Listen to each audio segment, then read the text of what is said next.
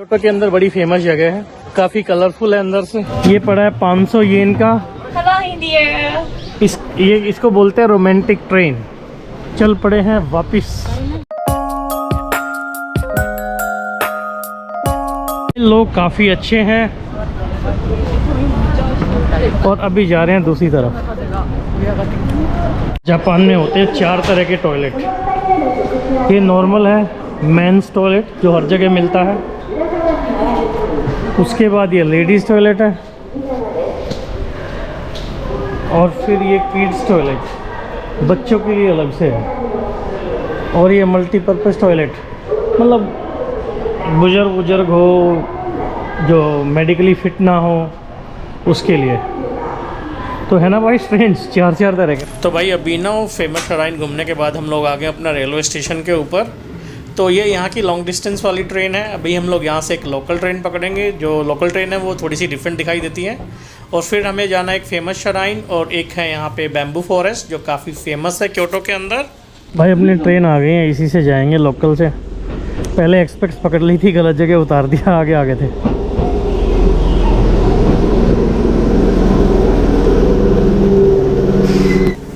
तो ये है कुछ भाई ट्रेन के अंदर का नज़ारा। लोग सो रहे हैं, काफ़ी कंफर्टेबल रहती हैं सीटें इनकी। और सामने ड्राइवर है। तो ये है अपना ड्राइवर का कैबिन। ये ग्लव्स लगा के, हैंड ग्लव्स लगा के ही ट्रेन चलाते हैं और इसमें कुछ सिस्टम अलग है। तो भाई जापानी रेलवे में ना 2 चीज़ें होती हैं सिर्फ। एक ये लकड़ी का हैंडल है, ये तो है इसकी ब्रेक। और वो जो ब्लैक कलर का स्टील वाला दिख रहा है वो है इसका गियर। वो भी 2 हैं उसमें, पहला और दूसरा। और वो पुश बटन रेड कलर का दरवाज़ा खोलने और बंद करने के लिए। तो अभी ट्रेन से उतरने के बाद पहुँचे हैं खुशी मीनारी। तो जो खुशी मीनारी ये जगह है ये काफ़ी अच्छा टूरिस्ट अट्रैक्शन है और बहुत सारे टूरिस्ट हैं जो कि श्राइन की तरफ जा रहे हैं। ये देखो। तो भाई ट्रैफिक जाम है क्योंकि सामने से एक ट्रेन जा रही है। अभी हम ट्रेन से उतर के आए हैं और भाई ये कुछ खूबसूरत नज़ारा है। क्लाउडी है वेदर। तो ख़ास बात क्या है कि ये जगह जगह रेलवे लाइन, रेलवे फाटक, मतलब ये अलग अलग रेलवे हैं, मतलब अलग अलग कंपनियां हैं, प्राइवेट कंपनियां हैं जो इनको रन करती हैं। तो भाई फाटक खुल चुकी है और सामने ही है श्राइन। तो ये वॉकिंग डिस्टेंस पे था तो इसीलिए हम लोग पैदल जा रहे हैं यहाँ से। तो भाई अभी रास्ते में ना एक सोवेनियर शॉप है तो यहाँ आगे देखने के लिए काफ़ी कुछ है। यहाँ चॉपस्टिक्स बिक रही हैं, ये वाली देखो। तो थोड़ी सी एक्सपेंसिव है। ये देखो सामने करीबन 1300 येन प्राइस, मतलब ये हो गया अपना 900 रुपये का। तो अगर किसी को चाहिए भाई एक सोवेनियर, एक याद के रूप में यहाँ से ले जा सकता है। काफ़ी अच्छे अच्छे डिज़ाइन है। तो भाई अभी पहुँचे खूबसूरत सी जगह।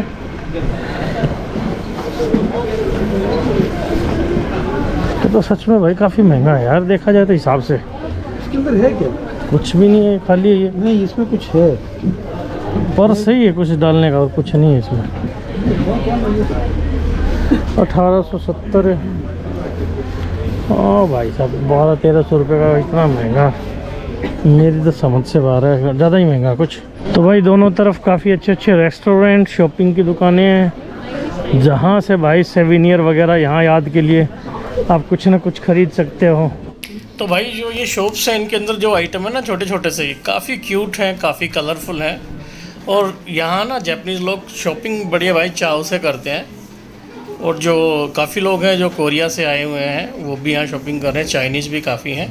ये देखो बच्चों के लिए छोटे छोटे खिलौने हैं कलरफुल वाले। स्ट्रीट फूड की बहुत बड़ी मार्केट है इधर।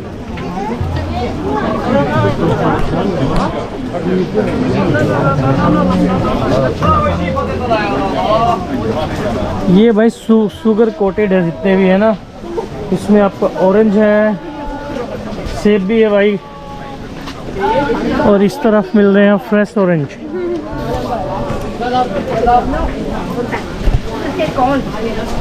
आलू का चिप्स। हाँ ये वाला ट्राई कर भाई। अभी ये आलू का चिप्स खरीदा है, ये पड़ा है 500 येन का, मतलब 300 इंडियन रुपीज़। अभी पहुँचे हैं इनारी श्राइन। ये क्योटो के अंदर बड़ी फेमस जगह है और काफ़ी कलरफुल है अंदर से।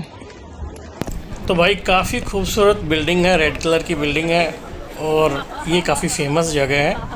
और यहाँ ना फ़ोटो काफ़ी अच्छा आता है। ये देखो भाई काफ़ी बढ़िया जगह है ये घूमने के लिए, मतलब आराम से बंदा आए तो यहाँ कुछ फ़ोटो वोटो अच्छे से खिंचवा सकता है। मतलब ये शराइन वही टेंपल है जैपनीज़ लोगों का, ये लोग अपना यहाँ प्रे कर रहे हैं। और इसके अंदर ना एक स्पेशल जगह है, वहाँ चलते हैं पहले। तो भाई बहुत सारे टूरिस्ट आए हुए हैं घूमने फिरने के लिए। सोवेनियर्स ले लिए यहाँ से, कुछ छोटे मोटे आइटम बच्चों के लिए। मैग्नेट लिए मैंने वो रबड़ वाले, ताकि वो टूटे भी ना अगर नीचे गिर भी जाए तो। और सही बताओ सस्ते भी थे, 550 रुपये के, मतलब 550 येन के 3, मतलब 300 रुपये के 3, मोटे मोटे 100 रुपये का एक। फेमस है इस तरह के जो पिलर दिख रहे हैं ना, ये इसलिए फेमस है ये।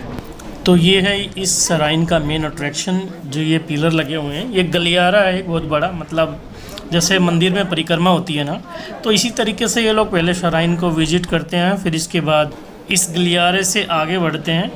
तो इसमें बहुत भीड़ रहती है और फ़ोटो बड़ी अच्छी आती है इस जगह पे। तो भाई मैं भी सोच रहा हूँ कि 2-4 फ़ोटो तो यहाँ होंगी। अपना इन लोगों ने मंत्र वंत्र लिखे हुए हैं भाई, कुछ टोकोसीस इस तरीके से। मेरी तो यार आज ना जैकेट का कलर भी मैच हो गया, मुझे नहीं पता था ये ऐसी लोकेशन है।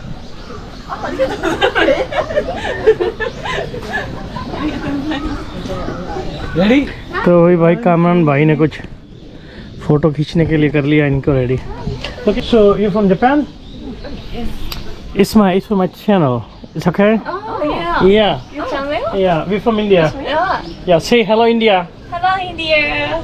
Hello Japan. Hi, welcome to Japan. Yes, welcome to Japan. Welcome to Japan. Yeah, arigato. Arigato. भाई ट्रिप यहाँ का अभी जा रहे हैं, हमारी शायद ये वो लास्ट लोकेशन रहेगी या उसके आसपास एक आध और होगी, तो देखते हैं। तो अभी निकलते हैं यहाँ का ट्रिप होने के बाद। ये सामने मेन गेट है और जो लोकल ट्रेन जाएगी ना बम्बू फॉरेस्ट, तो वो बाहर निकलते ही है। तो यहाँ रेलवे स्टेशन ऐसे हैं जैसे मेट्रो के स्टेशन होते हैं ना, कि एक यहाँ है, एक लेफ़्ट में, एक राइट में। ये जीआर की दूसरी लाइन है क्योटो के लिए। कुछ इंडिया जैसे रेलवे स्टेशन, लेकिन साफ़ सुथरे। तो भाई अपनी ट्रेन आ चुकी है बम्बू फॉरेस्ट के लिए।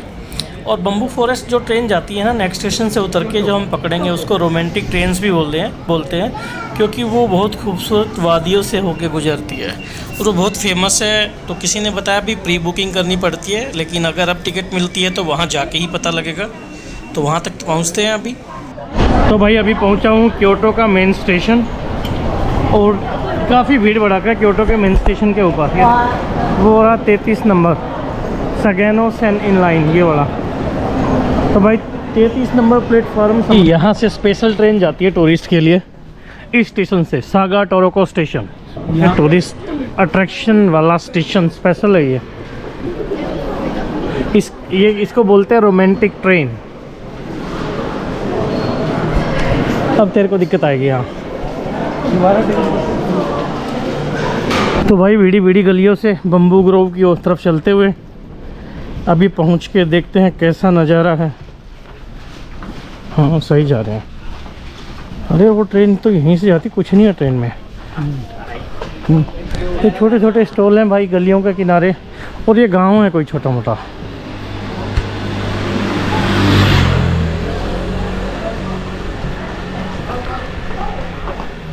No photography.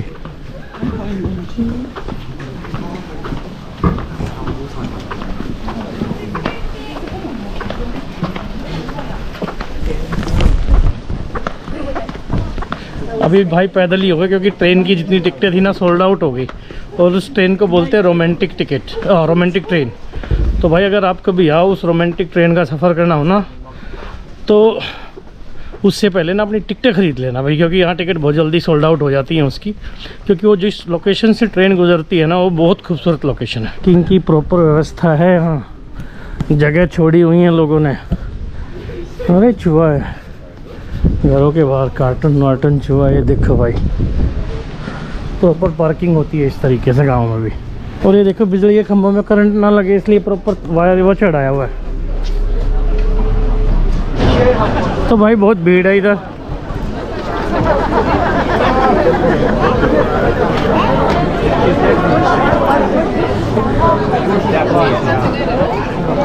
पहुंच गए हैं बम्बू ग्रोव। तो ये जो रास्ता है ना, दोनों तरफ से बांस के पेड़ उगे हुए हैं और बहुत खूबसूरत है और बहुत रोमांटिक है। काफी खूबसूरत नज़ारा है यहाँ का।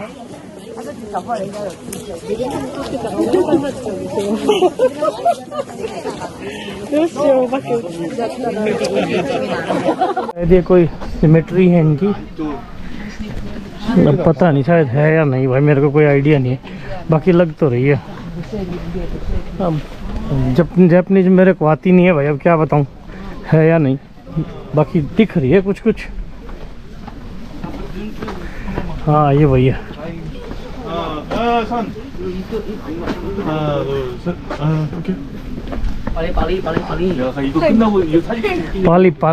पाली। तो भाई शायद ये है यहाँ की सराइन, तो ये नहीं है, तेंदुजी टेम्पल है।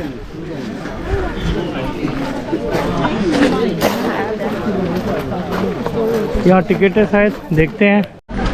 तो भाई अभी टिकट लिया है 500 युआन। 500 युआन हो गया करीबन अप्रोक्सीमेटली 250 से 300 रुपये के बीच में, 300 ही लगा लो। तो भाई भी आए हैं श्राइन में, और ये कुछ ना नेचुरल सा है हैबिटेट यहाँ, और ये काफ़ी पुरानी ही जगह है और काफ़ी महत्व है जापान के कल्चर में इस जगह का भी। जो लोग क्योटो आते हैं वो यहाँ ज़रूर आते हैं घूमने के लिए। तो भाई अगर आप क्योटो आओ तो यहाँ ज़रूर आना घूमने के लिए। तो अभी अब आ गए हम लोग ऊपर टॉप पे, और प्रॉपर तरीके से ना सीढ़ियाँ बनाई हुई हैं और चारों तरफ ना खूबसूरत छोटी छोटी सी पहाड़ियाँ हैं। साफ़ सफाई भाई हर जगह पे मिलती है जापान के अंदर। तो अभी हम लोग ऊपर चढ़ गए थे देखने के लिए, अब नीचे जा रहे हैं। नीचे काफ़ी पुराना खूबसूरत सा टेम्पल है। हम पहुंच गए हैं अभी, जो मेन टेम्पल है यहाँ का काफ़ी बड़ा है। ये टटामी वही नीचे बिछी हुई है जो होता है इनके कल्चर के अंदर।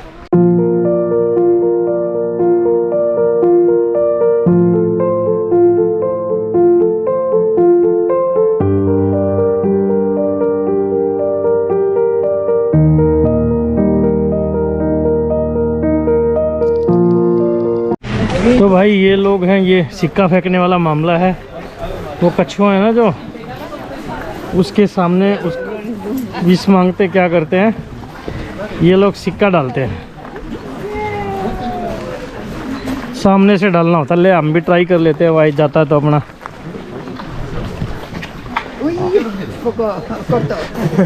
अपना गया भाई, परफेक्ट एकदम। काम आ गए भाई, निशाना अपना। तो बम्बू ग्रोव घूम लिया हम लोगों ने और अब वापस जा रहे हैं यहाँ से। तो जो ये बम्बू ग्रोव फॉरेस्ट है ना, ये मेन मेड फॉरेस्ट है, और यहाँ पे क्योटो में घूमने वाले भाई मोस्टली टूरिस्ट यहाँ ज़रूर आते हैं, और बहुत भीड़ रहती है यहाँ पे। जितने लोग आ रहे हैं ना उतने जा भी रहे हैं, और जितने जा रहे हैं उतने आ भी रहे हैं। तो काफ़ी खूबसूरत रहा ये। जापान एक ना बहुत अच्छा टूरिस्ट कंट्री है, इसलिए बहुत दूर दूर से टूरिस्ट यहाँ आते हैं। और ये देखो भाई, जो ये रिक्शा जा रही है अभी सामने से, इसके टायर ना बहुत बड़े बड़े होते हैं। तो ये मैंने क्योटो के अंदर ही देखी, इसको ना एक आदमी खींचता है आगे से, और इनके लिए अलग से लेन बनाई हुई है फॉरेस्ट में जाने के बाद। तो आप देख सकते हो भाई, काफ़ी अच्छा रहा यहाँ का ट्रिप। अभी कल मेरे को जाना है ओसाका। कैसा